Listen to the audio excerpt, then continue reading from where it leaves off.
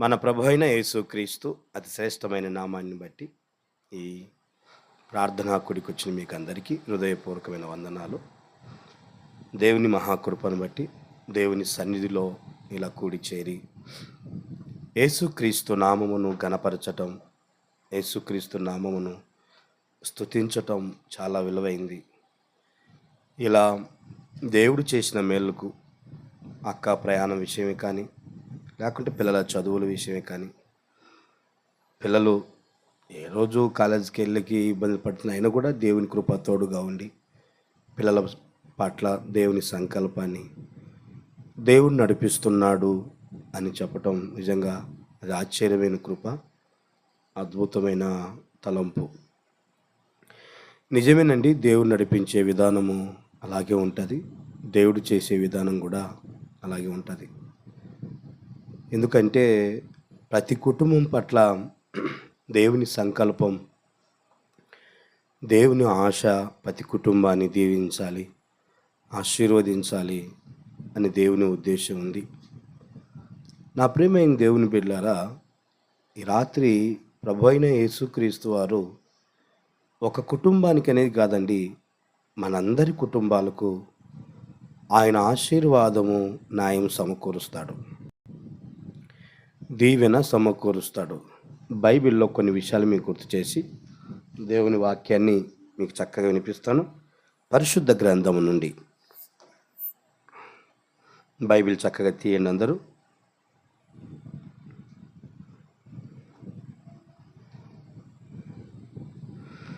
యెషయా గ్రంథం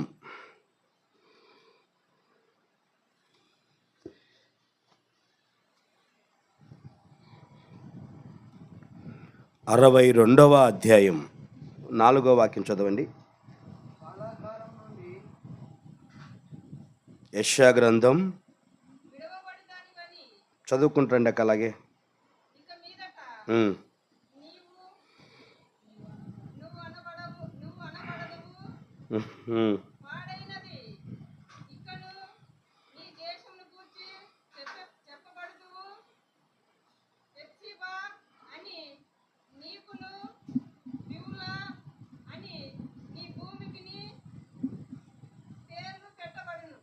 యెహోవా నిన్ను గూర్చి దేవునికి మహిమ కలుగునుగాక. ఈ మాట మీరు గమనించాలి. యెహోవా నిన్ను గూర్చి, నోరు చెప్పండి, యెహోవా నిన్ను గూర్చి ఆనందిస్తున్నాడు. ఇప్పుడు మన ప్రభు అయిన యేసుక్రీస్తు తండ్రి అయిన దేవుడు ఎవరిని గూర్చి ఆనందిస్తాడు? నా వైపు మీరు బాగా చూడాలి. ఎవరిని గుర్చండి చెప్పాలి, సమాధానం చెప్పాలి. ఎవరు గుర్చండి? మనల్ని గూర్చి ఆనందిస్తాడు. చూడండి, ఇలా ప్రార్థనా కూటం పెట్టిన, ఇలా దేవుణ్ణి స్తుతించి మహిమపరిచిన కుటుంబాన్ని గూర్చి, పిల్లలను గూర్చి చూసి అంట యెహోవా ఆనందిస్తాడు అని వాక్యం తెలియజేస్తుంది. దేవుడు ఆనందించే అనుభవం చాలా గొప్పది. ఇప్పుడు నా వైపు మీరు బాగా చూడాలి. తల్లి తండ్రి కొన్ని సందర్భాలు కుటుంబాన్ని బట్టి, పిల్లలను బట్టి ఆనందిస్తూ ఉంటారు. చూడండి, మనం ఆనందించే విషయం వేరు, దేవుడు మన పక్షం ఆనందించే విషయం వేరు. మనం ఆనందించే విషయాలు కొన్ని ఉన్నాయి. మంచి ఇల్లు కట్టుకున్నప్పుడు ఏం చేస్తాం మనము? ఏంటంటే అటు చూస్తున్నాం మీరంతా, ఏం చేస్తాము? ఆనందిస్తాం. చక్కటి కారు కొన్నప్పుడు ఏం చేస్తాము? ఏడుస్తామా? ఆనందిస్తాం. పిల్లలు చక్కటి ర్యాంక్ వచ్చినప్పుడు ఏం చేస్తాము? ఆనందిస్తాం.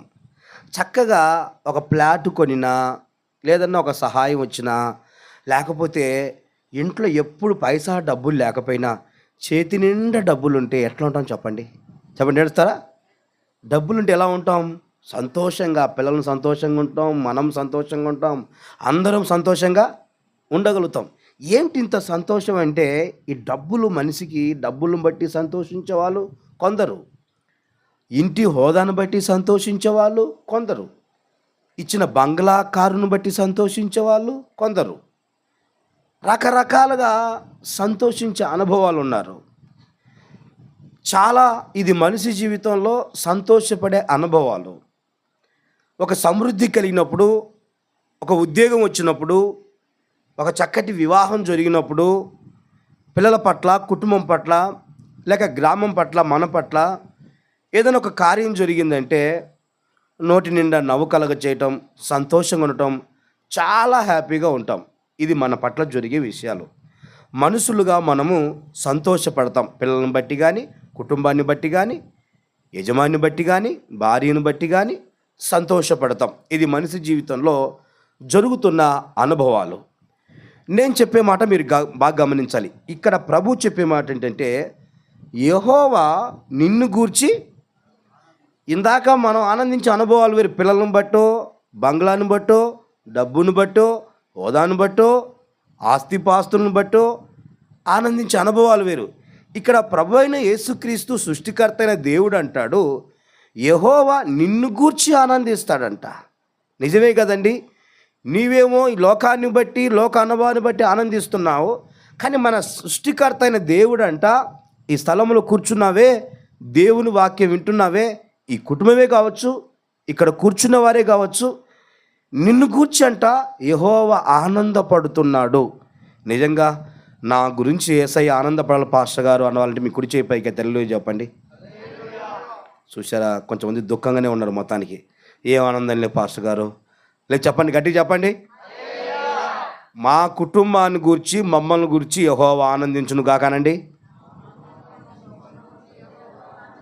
ఆమేన్ చెప్పండి గట్టిగా. ప్రభు వాక్యం అంటుంది, నేను నిన్ను గూర్చి ఆనందిస్తున్నాను. ఎవరిని గూర్చి? ఇక ఏ భయం లేదు, మనందరి పట్ల యేసయ్య ఆనందించును గాక. అంతకంటే ధన్యత మరి ఏం కావాలి చెప్పండి. మనుషుల ఆనందం ఇందాక చెప్పాను కదా, ఇల్లు కొంటే సంతోషం, ఆనందం. డబ్బు ఉంటే ఎన్నాళ్ళు ఉంటుందమ్మా డబ్బు? ఎన్నాళ్ళు ఉంటాయమ్మా ఇల్లు? ఎన్నాళ్ళు ఉంటాయమ్మా బంగ్లాలు? ఎన్నాళ్ళు ఉంటాయేమో ఈ కార్లు, ఈ హోదాలు? చూశారండి, ఏ క్షణం ఏమవుతుందో. ఇది తాత్కాలమైన ఆనందం. కానీ యేసయ్య అంటున్నాడే, నేను నిన్ను గూర్చి ఆనందిస్తాను. నిజంగా నేను నాకున్న ఉద్దేశం ఏంటంటే, మనల్ని గూర్చి దేవుడు ఆనందించాలి. దేవుడు ఆనందించే కుటుంబముగా ఉండాలి. ఆనందించే కుమారుడుగా, కుమార్తెగా ఉండాలి. మనల్ని బట్టి దేవుడు ఆనందించాలి, మన కుటుంబాలను బట్టి దేవుడు ఆనందించాలి అనేది చాలా విలువైందండి. ఈ రాత్రి మీరు బాగా గమనించాలి. ఎందుకో యేసుక్రీస్తు అయిన దేవుడు, మన ప్రభు అయిన యేసుక్రీస్తు సృష్టికర్త మిమ్మల్ని ఆనందింపచేయాలని స్థలంలో ఉన్నాడు. ఆనందముతో చాలా విలువైంది. నా ప్రియమైన దేవుని బిడ్డలారా, ఈ లోక ఆనందం వేరు, ప్రభు మనల్ని గూర్చి ఆనందించే అనుభవం వేరు. అలాంటి కుటుంబముగా, అలాంటి వ్యక్తిగా ఉండాలని ఒక సేవకుడుగా నేను ఆశపడుతున్నాను. దేవుడు మనల్ని గూర్చి ఆనందించాలంటే 1-2 విషయాలు మీకు గుర్తు చేస్తాను. ఏ మార్గంలో వెళ్తే, ఏ విధంగా మనం జీవిస్తే మనల్ని గూర్చి దేవుడు ఆనందిస్తాడు అనే మాట మీరు గుర్తుపెట్టుకోవాలి. నా మాట వింటున్నారండి? దేవుడు ఆనందించాలంటే మనం ఏమి చెయ్యాలి? ఏ మార్గంలో ఉండాలి? ఏ తలంపు ఉండాలి?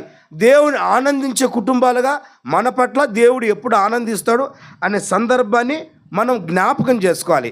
దేవునికి మహిమ కలుగును గాక. మత్తయి సువార్త ఒకసారి చూడండి, బైబిల్లో పరిశుద్ధ గ్రంథంలో బాగా మీరు లేఖనాల ద్వారా గమనించాలి. మత్తయి సువార్త 3వ అధ్యాయము 16-17 వాక్యాలు, 2 వాక్యాలు చదువుకుందాం.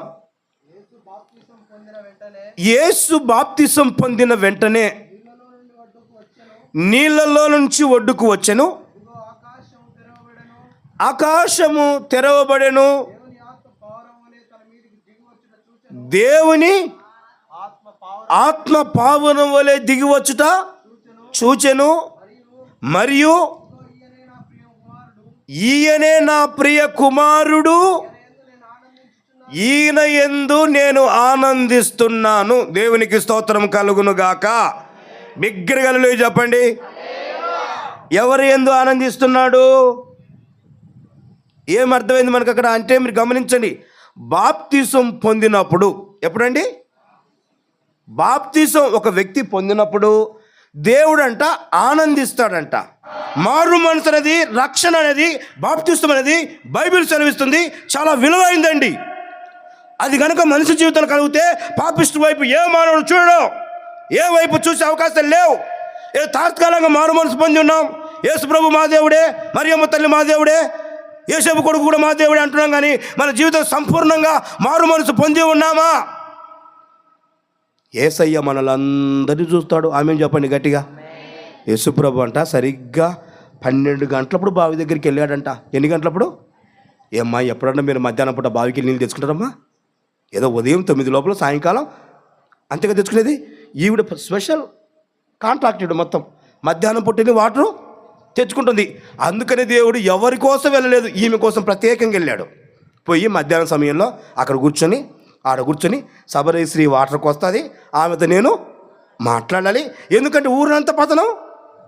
ఏం మాట్లాడంటే ఊరంతా పతనం అయిపోతుంది, అందరు పతనం అయిపోతున్నారు కారణం. అందుకని ఈమెనే మార్చాలని చెప్పేసి ఊర్లోకి వెళ్ళకుండా ఆమెనే టార్గెట్ పెట్టుకుని బావి దగ్గర కూర్చున్నాడు. బావి దగ్గర కూర్చుంటే మధ్యాహ్నం సమయం కాబట్టి శిష్యులయ్యా మన భోజన సంగతిని ఊర్లోకి వెళ్తే ఆపని వాళ్ళందరినీ ఊర్లోకి పంపించాడు. ఈయన మాత్రం ఒంటరిగా ఉన్నాడు. ఆయన ఉండి సమరేశ్రీ నీళ్ళకి వచ్చింది. సమరేశ్రీ యేసుప్రభు, సమరేశ్రీ యేసుప్రభు ఇద్దరు మాట్లాడుతున్నారు. ఆమెమో నీళ్ళకి వచ్చింది. ఏమ్మా, నేను ఇచ్చిన తాగామంటే మరి అన్నాడు. ఆమె ఏముందంటే, అయ్యా బోధకుడా, అదేదో మీరే సహాయం నీళ్ళకు రాకుండా బాగుంటుంది కదా. అమ్మో మంచిలే చూసావా అనేది, ఇంకెవరినో నీళ్ళు మోయకుండా బాగుంటుంది కదా అంటే ప్రభు అంటాడు, ఇప్పుడు నేను నీళ్ళు ఇస్తాను. నీళ్ళు ఇవ్వాలంటే నీ భర్తని తీసుకొని రావాలి. ఎవరిని తీసుకురావాలి? ఎంతమంది ఆమెకు? మీకు బాగా తెలుసు అనుకుంటా. ఎంతమంది? మరి ఇప్పుడు ఏం చేసిందామె? ఆ సంగతి యేసు ప్రభు చెప్పాడా, ఆమె చెప్పిందా? ఆమె చెప్పదమ్మా. ఆమె పొరపాటు నోట్లోంచి నోట ఇప్పనే. ఇప్పుడు ఆయన చెప్పాడు, నీకు 5 ఉన్నారు, ఇప్పుడున్నవాడు కూడా అని చెప్పి విషయం అంతా చెప్పిన తర్వాత, మాట్లాడిన తర్వాత, సువార్త బోధిన తర్వాత కుండ పడేసి పరిగెత్తుకుంటూ వెళ్ళింది. దేవునికి స్తోత్రం చెప్పండి గట్టిగా. వచ్చింది ఎందుకు వచ్చిందామె? నీళ్ళు తీసుకుపోయిందా? కానీ దేవుని ఉద్దేశం ఏంటంటే ఆమెకు కడుపు నిండా బోధ నింపాడు. ఏం నింపాడండి? కడుపు నిండా బోధ నింపేలోగా ఆత్మ సంబంధంగా జీవితం మారిపోయింది. ఆ కుండ పడేసింది, పాపపు కుండ పడేసింది. ఊరిలోకి పరిగెత్తుకుపోయి ఊరందరికీ సువార్త చెప్పింది. నన్ను గురించి, నా కుటుంబాన్ని గురించి చెప్పిన మెస్సయ్య ఈయన రండి. ఆమె చెప్పేలోగా ఊరంతా మారిపోయారండి. ఆమె చెప్పండి గట్టిగా. ఊరు యేసయ్య వైపు తిరిగారు. దేవుని మహిమ కలుగును గాక.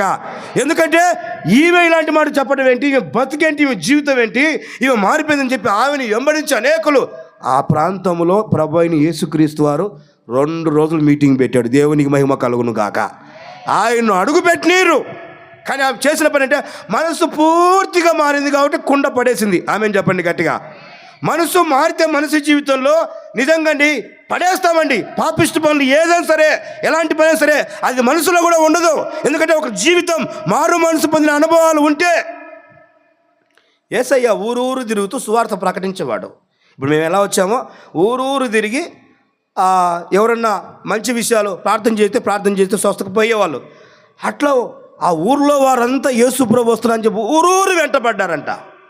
ఆ ఊర్లో జక్కయ్య అని ఒక వ్యక్తి ఉన్నాడు. ఎవరండి?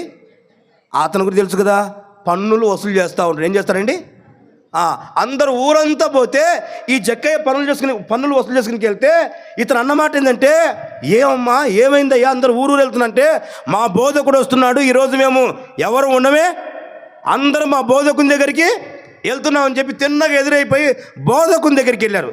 ఈ జక్కయ్య మనసులో పడింది ఏమనంటే, ఈ బోధకుడు అంత గొప్పవాడా, రోజు పనులు వస్తుంది నాకంటే ముఖ్యమా అని చెప్పేసి ఈవిడు పొట్టోడు. ఎవరండి? ఇలా పొట్టోడా ఇటారా? ఇడుగో పొట్టోడు అంటే ఇటుంటాడు. ఇది చూసాడు ఎవడు? ఈయనకి ఇంచుమించు చాలా సంవత్సరాలు ఉన్నాయి. ఎన్నో క్లాసు? 8th class. ఇంతేవాడు జక్కయ్య అనుకోండి. ఎవరు? జక్కయ్య అనుకోండి. కారణం ఏంటంటే మేడి చెట్టుకి కూర్చున్నాడట. ఏ చెట్టు అండి? పొట్టేళ్ళకు భలే ఉపాయాలండి నిజంగా. మీరు ఎవరైనా రాజకీయ నాయకులు వస్తారంటే మనం అంతా నుంచొని చూస్తాం, వీడు మాత్రం ఆ లైట్ దగ్గరికి కూర్చుంటాడు. ఎందుకని వీడు పొట్టేళ్ళకి ఏమో ఉపాయం ఉంటుంది. మీరు గమనించండి కావాలంటే కనుక. భలే జ్ఞానం కలిగి ఉంటారు పొట్టేళ్ళు మాత్రం. వాళ్ళకున్న బలం ఏంటో, వాళ్ళకున్న ఆయన ఏంటో జ్ఞానం తెలియదు. కానీ ఈ జక్కయ్య చేసిన పని ఏంటంటే మందలో పోయి చూడవచ్చు, కానీ ఎవరన్నా ఏమని అనుకుంటారేమో, ఏమని చెప్తారేమో అని చెప్పి చెట్టెక్కి కూర్చున్నాడు. కానీ ఈయన ఆయన ఆయన ఈయన అని అర్థం కాక చూస్తూ ఉంటే తిన్న చెట్టు దగ్గరికి వచ్చి యేసయ్య జక్కయ్య త్వరగా దిగు, నేను నీ ఇంట ఉండవలసి ఉన్నదని చెప్పే త్వరగా దిగాడండి. నా పేరు పిలిచాడు, నన్ను పిలిచాడని చెప్పి ఎంట ఉన్న వాళ్ళంతా బోధకుని దగ్గరికి వెళ్ళారు. వాస్తవానికి బోధకుడు ఇంట్లో పెడితే ఎవరన్నా వద్దంటారా? మా ఇంటికి రండి పాస్టర్ గారు, మా ఇంటికి అంటాడు. కానీ యేసుప్రభు ఏ ఇంటికి పోనీకి ఇష్టపడినే జక్కయ్యని పిలిచి జక్కయ్య త్వరగా దిగుము, నేను ఇంట ఉండవలసి. వెంటనే దిగేశాడు. జక్కయ్య ఇంటికి ఎవరు వెళ్ళారు? యేసుప్రభు. జక్కయ్య బాగా ఉన్నవాడు, పన్నులన్నీ వసూలు చేశాడు కదా. ఏంటంటే డబ్బులు ఇవ్వకపోతే గాడిదలను పట్టుకెళ్ళిపోతాడు, గుర్రాలను పట్టుకెళ్తాడు, బీరువాళ్ళు ఎత్తుకెళ్ళిపోతారు. మీకు తెలుసా కిస్తులు ఉంటారు కదా కట్టించుకునే వాళ్ళు, పొర్రపాటున కానీ కంతులు మీ బీరువా తెచ్చుకోండి, ఇవ్వకపోతే బీరువా ఎత్తుకెళ్ళిపోతాడు. మంచం తెచ్చుకుని మంచం ఎత్తుకెళ్ళిపోతాడు. మళ్ళీ పొరపాటు ఉంచాడు, 3 నెలలు చూస్తాడు, 2 నెలలు చూస్తాడు, మొత్తాన్ని ఎత్తుకెళ్ళిపోతాడు. అంతే. కారణం ఏంటంటే ఇంకా కట్టేలాగా లేరు. నీ కంతు పోయింది, మంచం పోయింది. ఇప్పుడు జరిగే విషయాలు అంతే. ఆ రోజులు కూడా ఈ జక్కయ్య చేసే పని ఇదే. ఎవరన్నా పొరపాటున ఏదైనా నీకపోతే ఇల్లులు ఆక్రమించుకుంటాడు, గుర్రాలు ఆక్రమించుకుంటాడు, పశువులను తీసుకెళ్ళిపోయి పట్టుకెళ్ళిపోతున్నాడు. కావాల్సిన డబ్బు సంపాదించి ఇంటికి వెళ్ళిపోతే పాపం శిష్యులందరికీ అప్పటికి బహుశా భోజనం లేదేమో, ఇంటికి వెళ్తే కడుపు నిండా భోజనం పెట్టాడు. ఆమె చెప్పండి. శిష్యులందరూ భోజన పనులు ఉంటే యేసు ప్రభు జక్కయ్య నుంచి ఉన్నాడు, యేసయ్యని చూస్తున్నాడు. యేసయ్య జక్కయ్యని చూడటం, జక్కయ్య యేసయ్యని చూడటం ఒకే మనసు అండి. శిష్యులు ఉన్నారే వాళ్ళకేం లేదు, ఒకే పని తినే పనిలోనే ఉన్నారు. ఎందుకంటే వాళ్ళ ఆకలి మీద ఉన్నారు, తినే పనులు మిగతా అవసరం లేదు వాళ్ళకు. వాళ్ళ ఉద్దేశం వేరు. ఆల్రెడీ మధ్యాహ్నం తిన్నారు, వాళ్ళు తినే పనులు ఉన్నారు. కానీ ఈయన మాత్రం యేసయ్య జక్కయ్య వైపు చూస్తూ ఉంటే అలాగూ జక్కయ్య కన్నీరు కార్చాడండి. కన్నీరు కార్చి చూడండి, లూకాసు వార్త మనం గమనించండి. లూకాసు వార్త మనం 19వ అధ్యాయం గమనించండి. 19వ అధ్యాయము 6వ వాక్యం చదువుకుంటారండి. దోషముతో ఆయన చేర్చుకొనెను, అందరూ అది చూచి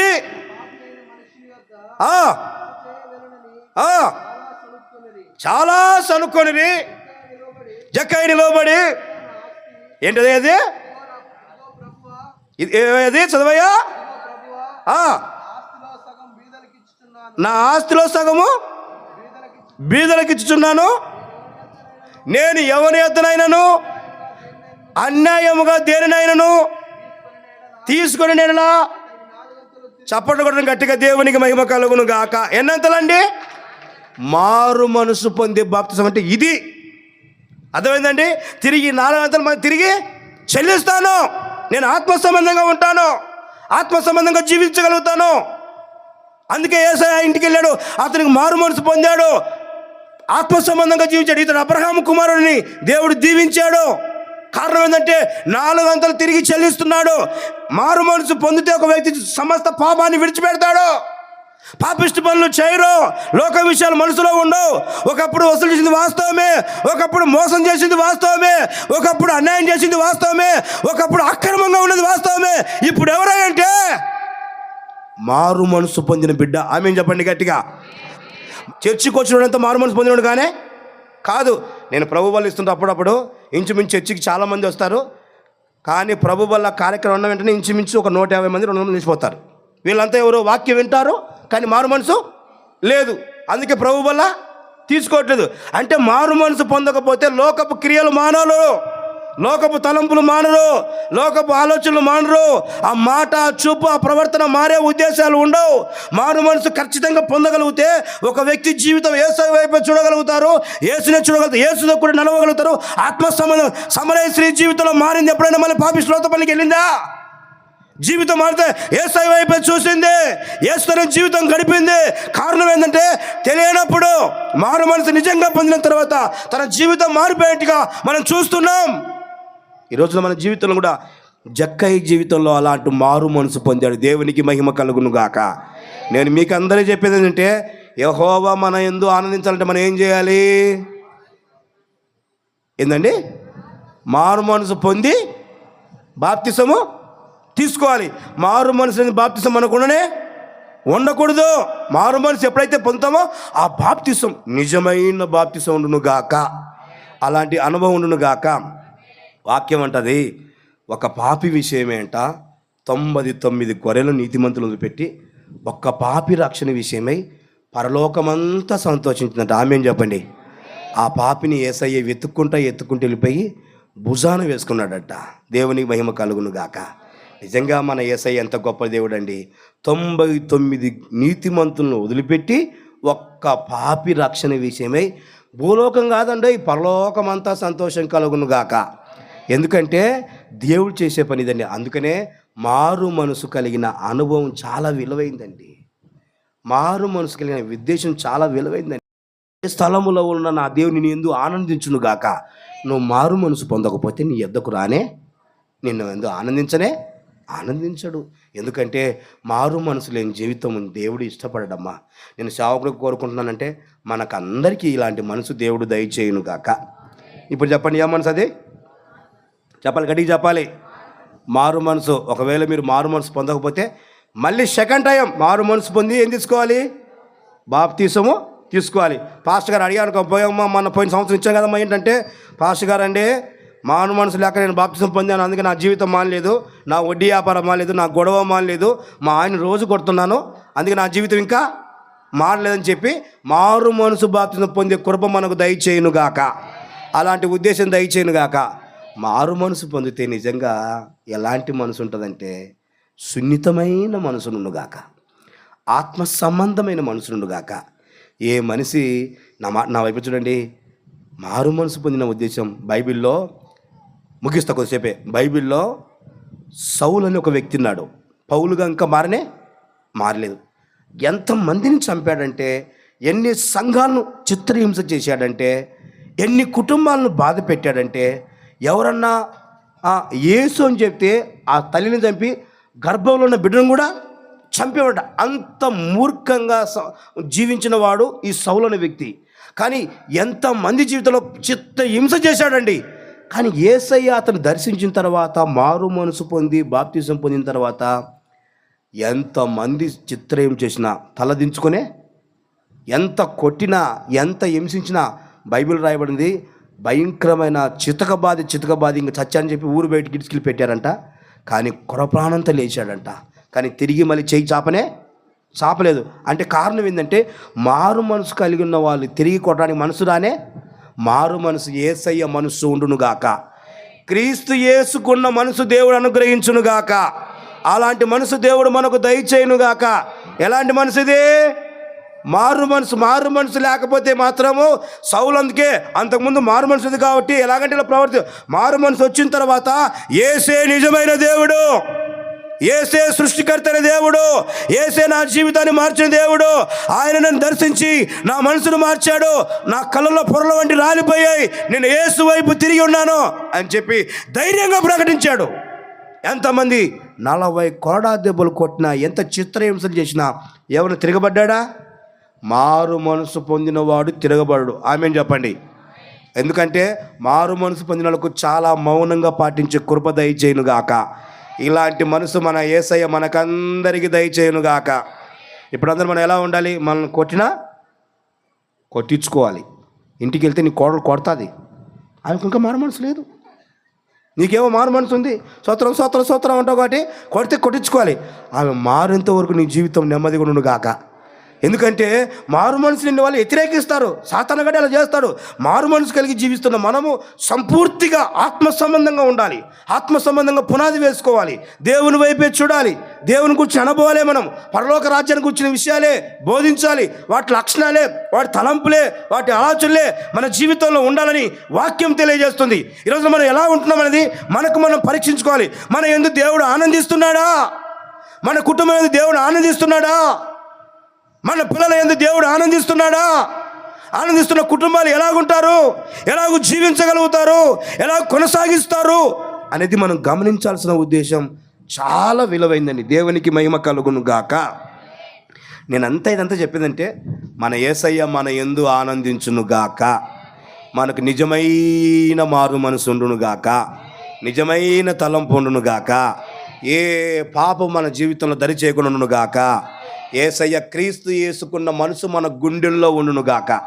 ఆమేన్ చెప్పండి గట్టిగా. ఒక్కొక్కడు కొందరు చూస్తూ ఉంటాను, నోటి నిండా ఏది పడితే అది మాట్లాడతారు. అసలు నాకేం తెలుసు, నేను అన్నీ అలా అంటాడు. వీడెవడు? మారు మనసు లేడు. వాడు పాస్టరే కావచ్చు, ఎవడే కావచ్చు, ఎలాంటివాడేం కావచ్చు, మారు మనసు లేదు కాబట్టి తెల్లబట్టలు వేసుకున్నా, వాక్యం చెప్తున్నా, బోధ చెప్తున్నా, వీడు అబద్ధికుడు కనుక అబద్ధికులు దేవుని రాజ్యానికి పోతారా? నేను కొంచెం చూస్తూ ఉంటాను. అంటే వీడు నోటి నిండా ఏది పడితే బొంకి బొంకి మాట్లాడతాడు. దగ్గరికి పోయి అడుగుతూ కనుక ఏమంటుంది తెలుసా, నేను అలా అనలేదే, అలా చేయలేదే, అని నాకు తెలియదే, అసలు ఎవడు చెప్పింది నీకు అంటాడు. నేను అప్పుడు అనుకోవాల్సిన విషయం ఏంటంటే, వీడు మారు మనసు లేదు వీనికి, వీడు ఇంకా పాపిష్టి పనిలోనే ఉన్నాడు, వీడు లోకంలోనే ఉన్నాడు, వీడు దరిద్రతంగా చేరుకొనే ఉంది. చూడ్డానికి మాత్రమే ఏ బట్టలు, తెల్ల బట్టలు, చూడడానికి మాత్రమే బైబిలు. వీడెవడంటే మారు మనసు లేని జీవిస్తున్నాడు. అందుకే తన జీవితంలో నోటి నిండా అబద్ధాలు మాట్లాడతాడు, బొంకి బొంకి మాట్లాడతాడు.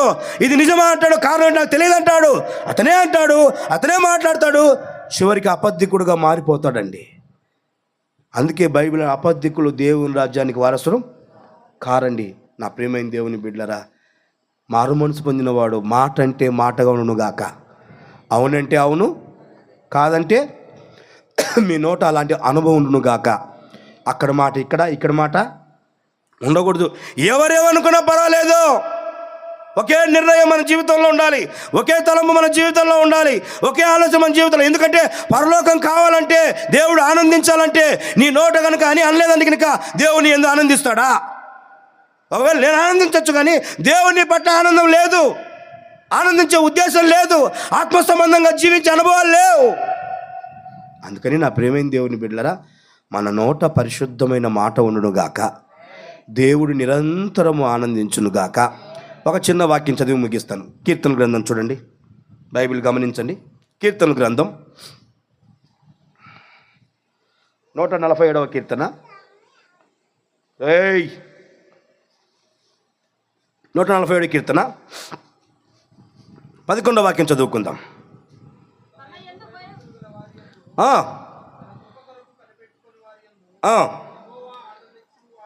యెహోవా ఆనందించు ఎవరి యందు?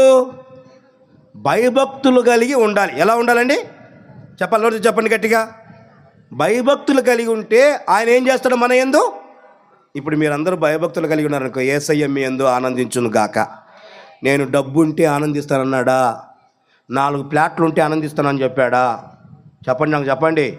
4 బస్సులు ఉంటే ఆనందిస్తానని చెప్పాడా? నీకేం కావాలి? ఏందమ్మా? భయభక్తులు కావాలి. ఏం కావాలండి? భయభక్తులు అనేది నువ్వు నేర్చుకోవాలి, మీ పిల్లలకు కూడా నేర్పించాలి.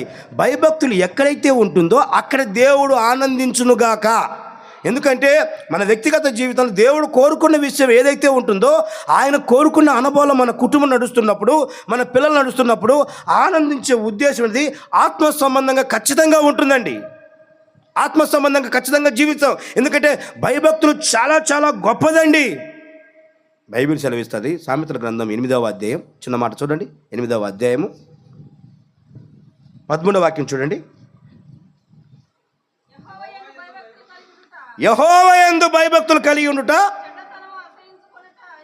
ఏంటదా ఇది? యెహోవా యందు భయభక్తులు కలిగి ఉంటే చెడును అసహించుకొనును గాక. ఎవరిని అసహించుకునేది? భయభక్తులు కలిగి ఉన్నవాడు చెడు చూడడు, చెడు మాట్లాడు, చెడు అనే మాట అసహించుకుంటాడు, ఆ దరిదాపులోకి రాడు. ఎవడంటే యెహోవా యందు భయభక్తులు కలిగి ఉన్నవాడు. అందుకే వాక్యం ఉంటుంది, యెహోవా యందు భయభక్తులు కలిగి ఉంటే నేను ఆనందిస్తాను. కారణం ఏంటంటే అది దేవునికి ఇష్టమైన అనుభవం. అది అలాంటి వారంట చెడు తనమే చేయనే, చెడు మాట్లాడనే, చెడు తలంపుడు ఉండనే. ఎందుకంటే యెహోవా యందు భయభక్తులు కలవారు మంచి అనుభవం దేవుడు వారికి నేర్పించునుగాక, మంచి ఉద్దేశం ఉండునుగాక. భయభక్తులు గలవారి చుట్టూ యేసయ్య చుట్టూ కంచె వేయునుగాక. ఏ అపాయం రానే, ఏ కీడు రానే రాదు. ఎందుకంటే యెహోవా యందు భయభక్తులు కలిగి ఉంటే ఆ కుటుంబం చుట్టూ యేసయ్య కంచె వేయునుగాక. మొన్న అమెరికాలో ఆకాశం నుంచి అగ్ని వచ్చి అలా కాల్చేసిందంట. అంతే. ఏమొచ్చండి? అగ్ని. అర్థమైందండి? పూరి గుడిసె కాల్చడం కాదు, నిప్పు పెట్టడం కాదు, ఆకాశం నుంచి అగ్ని వచ్చి డాబాలు మొత్తం కాల్చేసిందంట. మొత్తం బూడిద అయిపోయినాయి. ఉన్న పాటన అందరూ పరుగులు, ఎంతోమంది చనిపోయారు, ఎంతో ఆస్తి నష్టం, 1000 కోట్లండి నష్టం. కానీ మీరు గమనించండి, ఒక ఇల్లు మాత్రం అంట ఆ కాంపౌండ్ వాళ్ళ లోపల అగ్ని కణాలు లేనే యెహోవా యందు భయభక్తుల వారి చుట్టూ కంచె వేయును గాక. చెడు ఆ ఇంట్లో ఉండదు. చెడు చూడరు. చెడు ఒక వ్యక్తి గ్రహించగలిగితే, చెడు తలంపులు ఉంటే వారిని బట్టి దేవుడు ఆనందించడండి. అందుకే వాళ్ళు ఎప్పుడు ప్రార్థన చేసుకునే కుటుంబం కనుక దేవుడు వారిని బట్టి ఆనందించాడు. ఆ ఇంటికి ఏ కీడు రాలేదు, ఏ కీడు సంభవించనే. నేనంటాను, మీ యందు కూడా యెహోవా ఆనందించాలి. మన ఇంటికి కానీ మన పిల్లలకు కానీ ఏ కీడు సంభవించకుండా ఉండును గాక. బైబిల్ సెలవిస్తుంది, యెహోవా యందు భయభక్తులు గలవారంట. బైబిల్లో ఓబద్యా అని ఉన్నాడండి. రాజుల గ్రంథం 18వ అధ్యాయంలో ఉంటాడు. ఓబద్యా అనే వ్యక్తి, ఆయన మంచి భయభక్తులు గలవాడని వాక్యం సెలవిస్తుంది. భయభక్తులు అంటే ప్రవర్త ఆహాబు రాజు కొందరిని చంపాలని ప్రయత్నం చేసినప్పుడు 50 మందిని 100 మందిని ప్రవర్తన తీసుకెళ్ళిపోయి ఒక గదిలోకి తీసుకెళ్ళిపోయి, గుహలోకి తీసుకెళ్ళిపోయి 50 మందికి 100 మందికి చక్కగా అందరికి భోజనం విందు పెడుతున్నాడండి. భోజనం పెడుతూ వాళ్ళని పోషిస్తూ చంపకుండా కాపాడుతున్నాడు. అంటే యెహోవా యందు భయభక్తులు కలిగి ఉన్నవారు అనేకులను పోషించుదురుగాక, అనేకుల పట్ల సహాయం చేయునుగాక. యెహోవా యందు భయభక్తులు కలిగి ఎవరైతే ఉంటారో అనేక కుటుంబాల యందు శ్రద్ధ కలిగి ఉంటారండి. నిజంగా యెహోవా యందు భయభక్తులు కలిగి ఉన్నారు. మంచి తలంపు ఉండునుగాక, మంచి ఉద్దేశం ఉండునుగాక. నేను ఇంచుమించు ఇంతకుముందు కూడా చాలాసార్లు 2 సార్లు కూటమి పెట్టాను. అంటే యెహోవా యందు భయభక్తులు కలిగిన వారు చక్కగా ప్రార్థనలు వినిపించుకుంటారు, దేవుని వాక్కు వినిపించుకుంటారు. అంటే యెహోవా యందు ఓబద్య గురించి రాయమని భయభక్తులు గలవాడు కనుక 100 మందిని 50 మందిని కూర్చోబెట్టి చక్కటి భోజనం పెట్టారండి. కారణం ఏంటి? కాపాడే వ్యక్తి, భయభక్తులు గలవాడు కాపాడుతారండి, ఆత్మ సంబంధంగా జీవింపచేస్తాడండి. భయము భక్తినిది ఆత్మ సంబంధంగా. బైబిల్లో కొన్ని సందర్భాల్లో కొర్నేలిని బైబిల్లో ఎలాంటి వ్యక్తిని? కొర్నేలి ఎవరండి? దేవుని ఇంటి వారయందు దేవుని యందు భయభక్తులు గలవాడు. ఎప్పుడు ప్రార్థన చేసుకున్నట్ట. దేవుడు తిన్నగా వచ్చి, కొర్నేలి నీ ప్రార్థన వినపడింది, ఆయన యొద్దకు నీ ధర్మకార్యాలు వినబడి ఉన్నాయి. దేవునికి స్తోత్రం చెప్పండి గట్టిగా. హల్లెలూయా, హల్లెలూయా. ఇప్పుడు తెలిసింది భయభక్తులలో ఎంతమందో ఇంటికి వెళ్ళిపోయేవాళ్ళు, ఎంతమందో లోపలికి వచ్చేవాళ్ళు, ఎంతమందో. దేవునికి మహిమ కలుగును గాక. చూశారండి, చక్కటి భక్తి గలవాడు కనుక ఆత్మ సంబంధంగా దేవుడితో వచ్చి నీ ధర్మకార్యాలు వినబడాయి, నీ ప్రార్థన విన్నాను, కార్యం జరుగుతుందని చెప్పి ఎంత చక్కగా ధైర్యపరిచాడండి దేవుడు. అందుకే అతడు నీతిమంతుడు, సాక్ష్యం కలిగిన వాడు, దేవుని భయభక్తులు, చక్కటి ఉద్దేశం కలిగిన వాడు. అందుకే దేవుని వాక్కు ఆ ఇంటికి వస్తుంది. దేవునికి మహిమ కలుగును గాక. నేనంటాను, మనం అంతా దేవుని యందు భయభక్తులు కలిగిన కుటుంబాలుగా ఉండును గాక. ఆస్తులు అవసరం లేనే లేదు, అంతస్తులు అవసరం లేనే. బైబిల్ అందుకే పేద లాజరు ధనవంతుడు. ఏ లాజరు అండి? పేద లాజరేమో అబ్రహాము రొమ్మున అనుకున్నాడు, ధనవంతుడేమో అగ్ని ఆరదు పురుగు. ఇప్పుడు ధనం పరలోకాన్ని చేరుతుందా? ఎవరైనా చేరుస్తుందంటే హల్లెలూయా చెప్పండి. హల్లెలూయా. పరలోకానికి ధనం పరలోకానికి చేర్చిద్దా? చేర్చదు. ఆత్మ సంబంధంగా భయభక్తులు కలిగి జీవించడమే నిన్ను పరలోకము చేర్చునుగాక, నీ జీవితంలో గొప్ప కార్యం చేయనుగాక. అమ్మ తల్లులారా, అయ్యలారా గమనించండి. ఆ ప్లాట్ సంపాదించాను, నా కొడుకు ఈ ప్లాట్, ఇవన్నీ కాదు. నీ కుమార్తెకు భయభక్తులు నేర్పు. ఇది చాలు. ఇది ఆత్మ సంబంధంగా జీవించే ఉద్దేశం చాలా విలువైంది. ఇది నేర్పక చాలామంది ఏదో సంపాదించి ప్రయోజనం లేదు, ఏదో చేసి ప్రయోజనం లేదు. ఆత్మ సంబంధంగా పిల్లలకు భయభక్తులు నేర్పగలిగితే, ఆ అనుభవాలు ఉండగలిగితే ఆత్మీయ జీవితంలో వర్ధిల్లగలుగుతారు మన పిల్లలు కానీ కుటుంబం కానీ.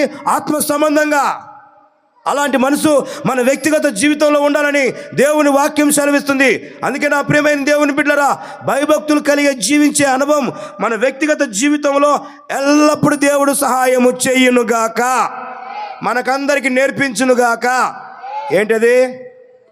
భయభక్తులు. ఆమేన్ చెప్పండి గట్టిగా. అలాంటి ఉద్దేశం దయచేయునుగాక. ఒక్క వాక్యం చదివి ముగిస్తాను, వర్షం అవుతుంది కాబట్టి. కీర్తన గ్రంథం చూడండి, 37వ అధ్యాయం. మీరెంత త్వరగా చదివితే త్వరగా ముగిస్తాను. 37వ అధ్యాయము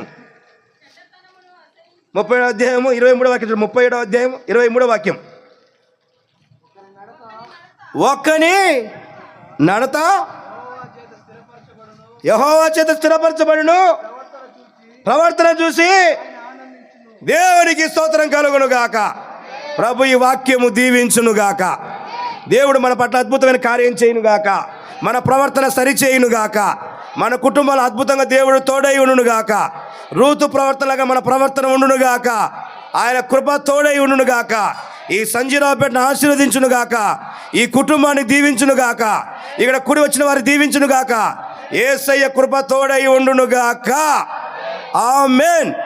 మహాపరిశుద్ధుడైన తండ్రి, నీకు స్తోత్రం. నీ నామమును ప్రార్థిస్తున్నాం తండ్రి. ఇంతవరకు ప్రార్థన కొడుకుని మహిమకరంగా జరిగించేందుకు కృతజ్ఞత స్తుతులు చెల్లిస్తూ నీ నామానికి మహిమ తెచ్చుకోమని, విన్న వాక్యం జీవింపచేయటకు ఫలింపచే సహాయం చేయమని, ఒక్కొక్కరిని ఆశీర్వదించమని యేసు నామమున అడుగుచున్నాము తండ్రి.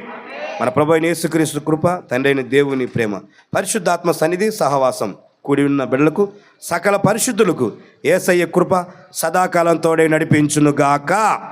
ఆమేన్.